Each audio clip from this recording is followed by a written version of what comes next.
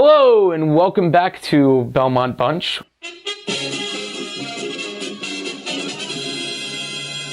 We're going over the last two games before the quarter mark for the New York Islanders in the 1920 season.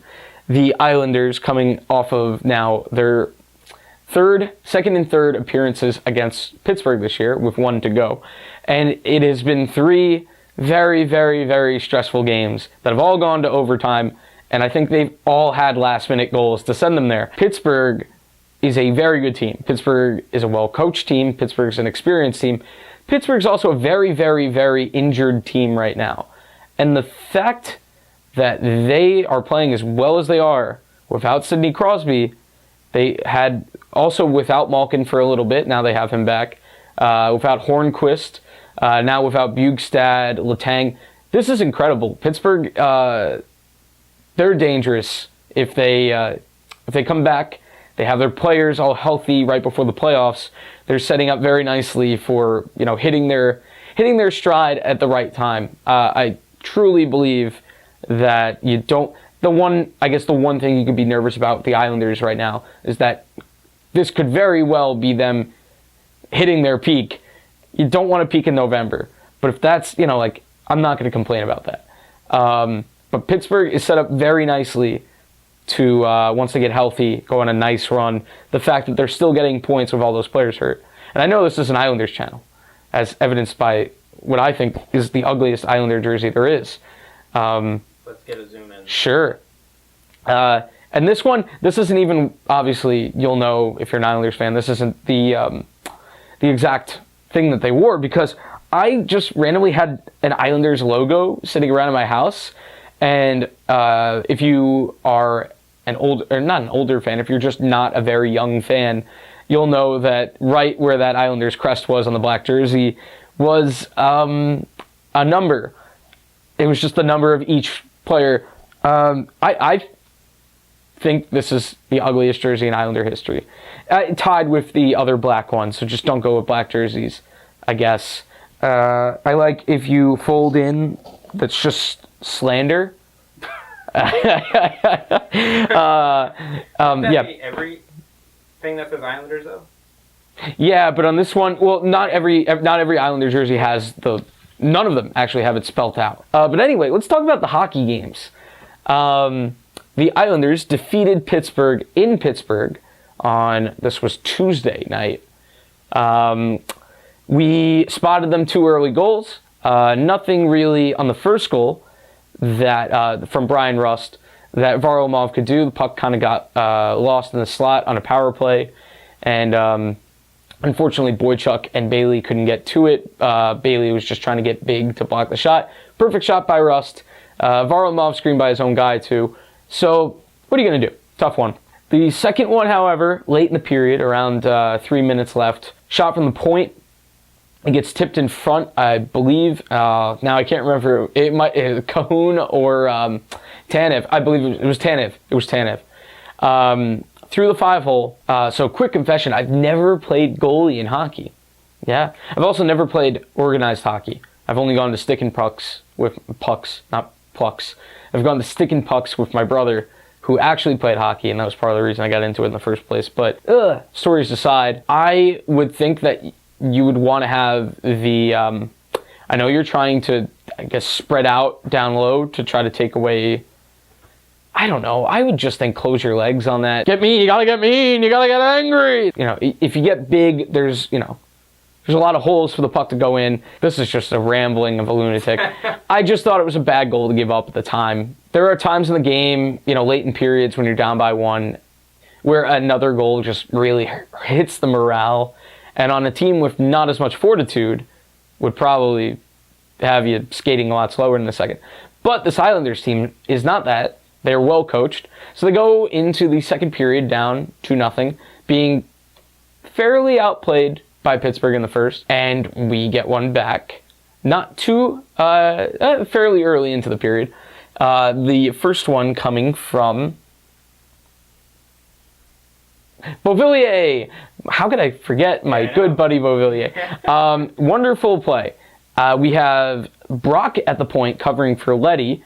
after a shot went wide and ramped around the boards. And Brock, high IQ play, because covering for your defensive partner who was down low.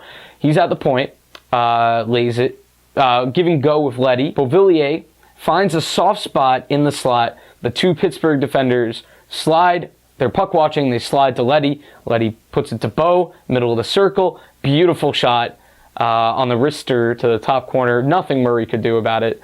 And we're 2-1 now. And the Islanders would not stop there. They would tie it up. The second goal coming from... How dare you sneeze? I'm sorry. No, that's good. I actually can't remember who scored the second goal. We'll cut that all. No, stay in. They must know. The second goal that tied the game, wonderful deflection from Brock Nelson, who also got hit with a slap shot to the back of the helmet in this game, and a lot of people were saying he got knocked back into Brock Vember, or Brocktober, which is now Brock Vember, as we all know. Bovember, I heard some people say. I instead of Movember, Bovember. I saw that, yeah. Yeah, we're a creative bunch. Anyway. No, we're not. We're Belmont bunch. Get out. Letty from the point slaps it right in the middle of the circles. A deflection by Nelson from like 5 feet in front of Murray. There's nothing Murray can do. This one also goes top corner. I'm saying that Murray couldn't, because I saw some Pittsburgh fans sounding off that apparently there's like a civil war not a civil war, that's a little bit much. In the fan base, a lot of people seem to not be content with Murray's play right now. But he made 37 saves in this game. And to this point in the game, he's given up a wrister to the top corner from the circle on a play where both defenders got caught puck watching and went away. So Beauvillier had all day to set up. And on the second goal, it's a deflection from like 5 feet out. So to this point, I have no idea what you're talking about. Murray has been pretty good. Penguins, though, get another late goal. That people have been a little bit shaky about Varlamov a little bit recently because his stats are just kind of mediocre-ish after giving up 4 in this game and not being. He hasn't had a fantastic week span. Yeah, he bad play getting across his post. So a shot deflects to the corner in the Islanders' defensive zone. Behind the net, Tanev goes for the wraparound, comes off his stick a little bit early, goes off of Adam Pellich's skate and goes in, and you would probably say, off that description, Tom, how is this Varlamov's fault? I would probably say because he didn't get over and half the net was still empty. I think Butch was saying he got... Butch was saying that he might have gotten like his skate caught or he might have slipped going across. I think a lot of Islander fans have, this is like the one area that we can agree, and I think it's not just like a machination of the inner mind. Yeah, he didn't get across fast enough, and that's been actually a little bit of a problem. He looks a little bit like, what's the phrase? Drunk karate master, I think it's called. Drunk kung fu, something like that. Leonard had a little bit of the same thing, but Leonard's a bigger body, and Leonard moved more efficiently. At this point, I would say Varlamov had kind of a rough game. He had 2 of the 3 not great, and also the 2 that I didn't like were not like fantastic, beautiful goals. So yeah, okay, I can understand the fans being a little bit frustrated there, but he plays a clean third, spoiler alert. Well, I mean, at even strength, I'll say, because early in the third, the Islanders take a really dumb offensive zone penalty from Barzal. Really bad trip. I think Butch was saying it was lazy because Barzal just left his stick out there and the Pittsburgh player trips over it. I don't know. Lazy seems a little bit much, but got to be more aware. I'll say that. Unaware of the situation. The right call sucks, and Pittsburgh cashes in within 30 seconds of the power play starting. Jake Gensel, this one I'm not going to fault Varlamov. They got too easy a zone entry.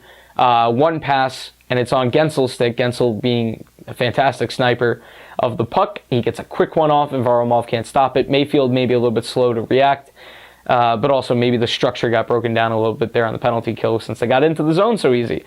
But now it's 4-2. But obviously, we're coming off the Flyer game, and we know that this game is not over. The Flyer game was 3-0 with like 11 minutes left, and we scored 3 goals. So 2 goals in most of the period. I think a lot of Islander fans have gotten this optimism thing, and they've now understood it as a thing that happens. And the comeback would start fairly late with 4 minutes left. Jordan Eberle, oh my God, I'm about to compliment Michael Dal Cole. I knew this day would come, and was not prepared for it. And it's a very small compliment too, but I feel like we haven't said a good word about him. Just avoid it. Just skip over this play. Sure, Eberle didn't get the pass from anyone. It was just Eberle that skated in. No, Dal Cole gets the puck in the neutral zone and just makes a simple play, but sometimes a simple play is the best play you can make. He just backhand passed to Eberle. It was just the smart play. Eberle drives to the net, draws in 4 Pittsburgh defensemen, and then backhands it into the slot. Almost a no-look pass. Bailey cashes in. For Pittsburgh fans on this one, maybe a little bit to complain about Murray because, as Butch astutely pointed out, Murray is so much better with low shots. And I think the Islanders maybe had a book on Murray in this game, probably because they've seen him so much because we're division opponents. But shooting high was the way to go. You saw it. The deflection went high, but you also can't do much about that deflection. But the Beauvillier goal was a top corner snipe. That's also no goalie's going to stop that. But it's what we're saying is go high on Murray, it seems. And we'll see when we talk about the other game why that worked because Brock had a breakaway and went low and it got stopped and it could have finished the game off there. But the Eberle play is fantastic. He hasn't had a lot fantastic going his way this year. He doesn't have a goal yet. But he looked great in this game. He must really like playing Pittsburgh because he looked a little bit like his playoff self. So, Bailey cashes in with a little bit under 4 minutes, I think. And now it's 4-3, and it's a game. And we've been saying, me and Barry, we are one.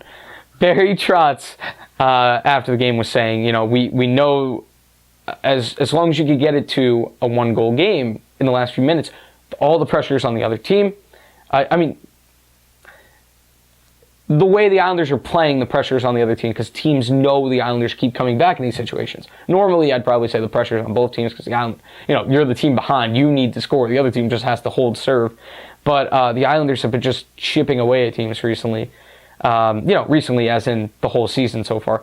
Outside of the first 4 games. Sort of a power play situation. 6-on-5 with the goalie pulled. And a little back and forth with Brassard and Pulock. Pulock just tees one up. Clutterbuck screens Murray. Got to be a 100-mile-an-hour shot. Maybe 90 to 100 miles an hour. And it's a tie game with a little bit over a minute left. Last minute, nothing super eventful. And we go to overtime. And the point streak is at 15 games, tying the franchise record set in 1982 when the team won 15 straight games in a time where there were no ties. I would say that's still more impressive. But in this day and age where parity is better, maybe it evens out. In overtime, in his 499th career game, Cizikas' 500th, this was Brock's 499th. Brock Nelson gets the puck off of a terrible giveaway if you're Pittsburgh, off of a wonderful steal if you're the Islanders. Beauvillier steals it. I think it was Justin Schultz playing his best Chris Letang impression of giving the puck away in the most important times like he did in the playoffs last year. And Beauvillier steals it. It's a 2-on-1, but it's more of a 2-on-0 because as Brock is getting the puck, Schultz is like, I gotta save my phony baloney job. And he slides across and he's just out of the play now. And Brock, hard wrister, Murray gets the stop, but no Pittsburgh players are in sight to clean up the rebound. So it's a goal. They tap it in. I first thought it was Beauvillier. It does go to Nelson. Nelson's the one that tapped it in. Beauvillier gets another assist on that one. Second point in a 2-point night.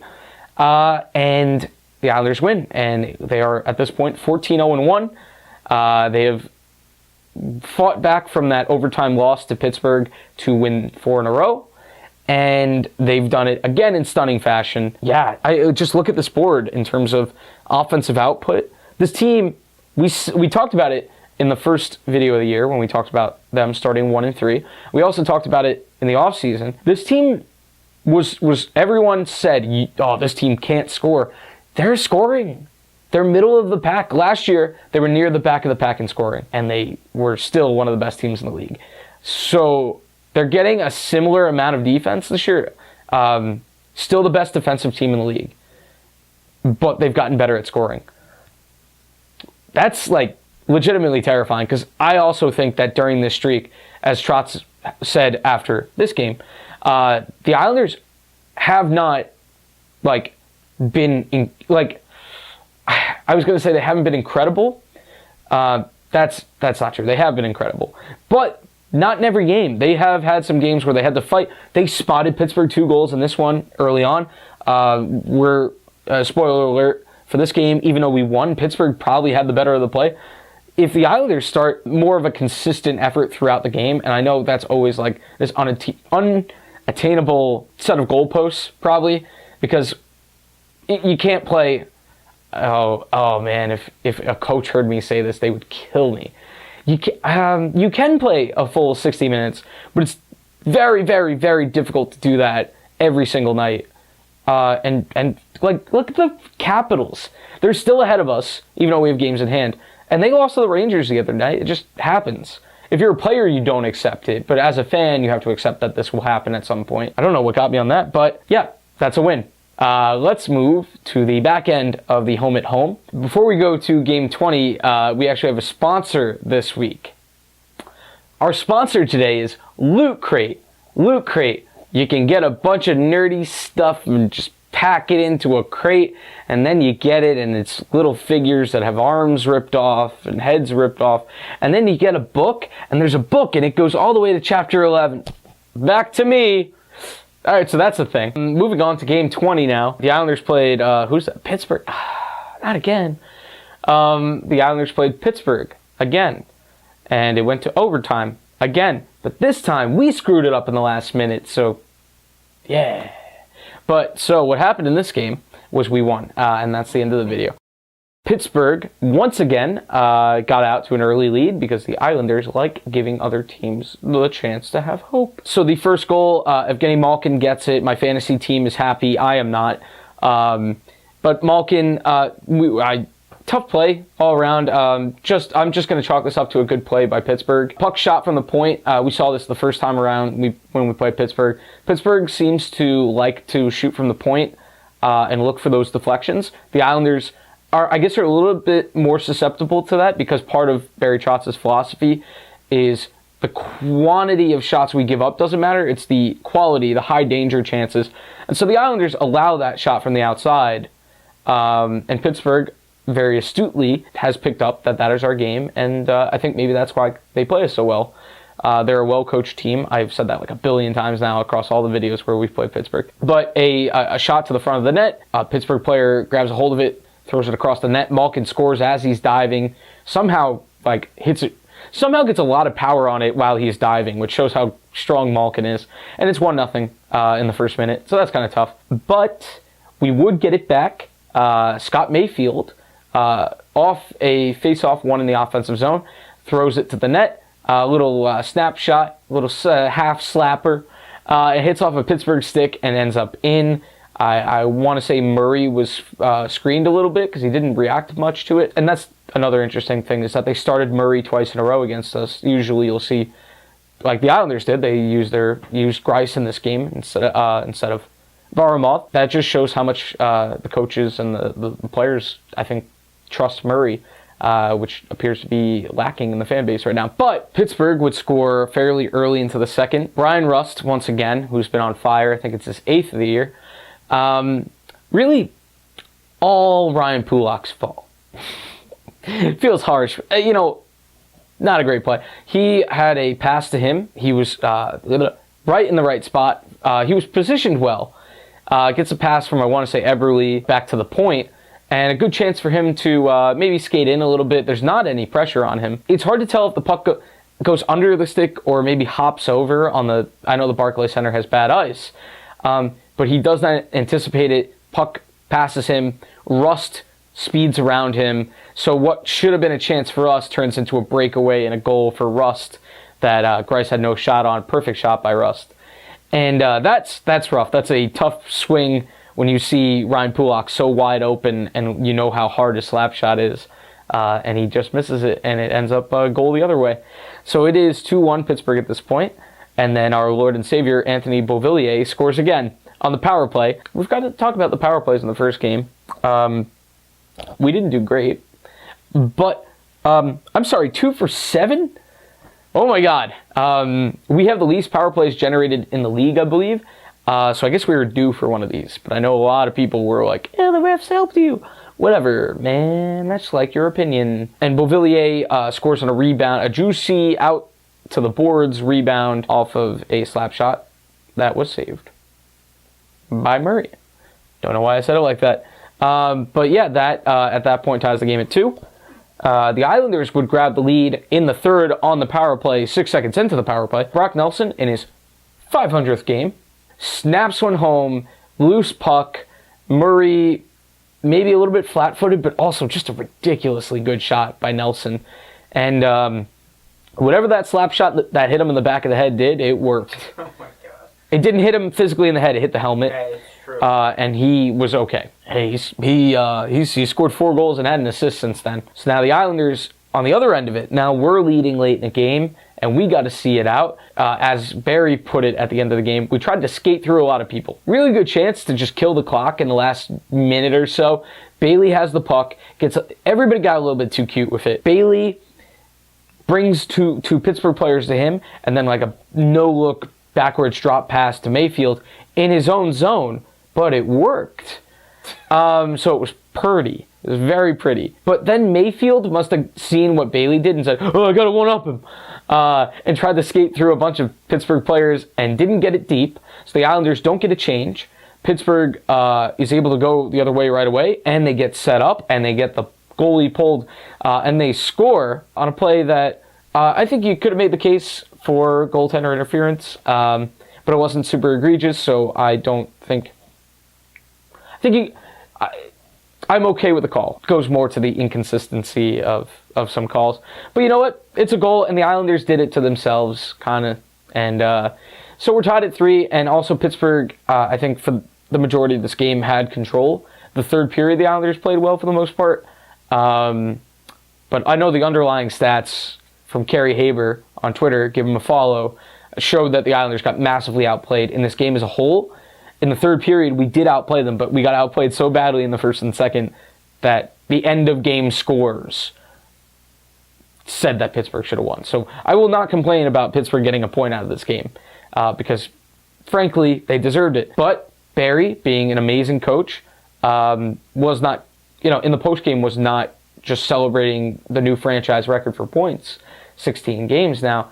He was frustrated with the Islanders, probably mostly with Mayfield, getting way too fancy with the puck late in the game. Maybe a little bit of overconfidence there going to their heads, considering if you're on the team right now, you must feel like you can't do anything wrong because they just keep winning games. But yeah, thanks to Pittsburgh for giving them a shot in the arm because they needed that. They needed to remember that Scott Mayfield, stay-at-home large defenseman, is not a nimble little cat that can go through the whole other team. Not like that cat at the Giants game a few weeks back. But we go to overtime. Overtime, mostly uneventful. Pittsburgh does not have a shot on goal. The one shot that they throw misses the net by a wide margin from Dumoulin, ramps around the boards, comes right to Matt Barzal. It's a 2-on-1, sort of. The back checker for Pittsburgh gets on it, but Brock beats his defender off the pass from Barzal, who had 3 assists in this game and leads the team in points right now. Brock, this is the one where we were just watching the replay and like, Murray, what are you doing? And the snarky thing is, go to the locker room. He was, though. He did do that after because that was terrible. Brock goes in and he's sort of getting tied up and he's not able to generate any power. But because Murray has come so far out of net and not cut off the angle to his left, Brock just taps it very softly into the empty net. And Brock Nelson has 2 overtime game-winning goals in 2 games. He's out of the sin bin, I'll say that. The 500th game for him. He is the hero, and the Islanders win again. They are 16-3-1 at the quarter mark. They are the best team in the NHL by point percentage. They have games in hand, 4 games in hand on it might be back down to 3. We have games in hand on the Capitals, and we trailed them by 3 points after the Rangers did us a solid and beat them the other day. Yeah, so if the Islanders continue to play the way they are in the next 3 games, they will be the best team in hockey because that's what the math says. The numbers don't lie, and they spell disaster for you as sacrifice. And we have a lot of games in hand to take advantage of. And also now we go on this California swing. And California, I know the travel has a big part of this. In the past has been a nightmare because those California teams have been good. That is not the case this year. The California teams kind of suck. I think it's more about the Islanders just, keeping it going. These Pittsburgh games were probably a good lead into what should be, on paper, easier games against teams that are not as well coached as Pittsburgh, or as deep as Pittsburgh, or as generally good as Pittsburgh. So I think, let's not get too far ahead of ourselves, but this last week, 3 away games. We're going to see a lot of more away games coming up because we played a lot of home games so far. And we're going to see what this team's got coming off of a couple of emotional overtime wins against a division rival who was very angry about us knocking them out last year. And you know what? If we played in the playoffs, I don't think it'd be a sweep again. I'll say that. 3 stars of the week. Let's do this quick because this is a long video, because when I say it's going to be a short video before the video, and then when I start talking, there are 2 different things happening. All of this is adding time, Tom. Nelson, 2 game-winning goals, 4 goals, 5 points. Fantastic. 500th game. Yeah, easy one. Beauvillier, 4-game goal streak. He's got 4 points this week. He has been fantastic. He's been everything we've hoped for coming into this year. He's got 16 points now. I didn't look off screen. He's got 16 points on the season. He's got 16. He does. He has 8 goals, 8 assists on the season. Fantastic. And Derek Brassard, comeback player of the year for this team. His first year on the island. He has also 16 points. Also has 16 points. He is on a point streak right now, and he has been fantastic on the wing.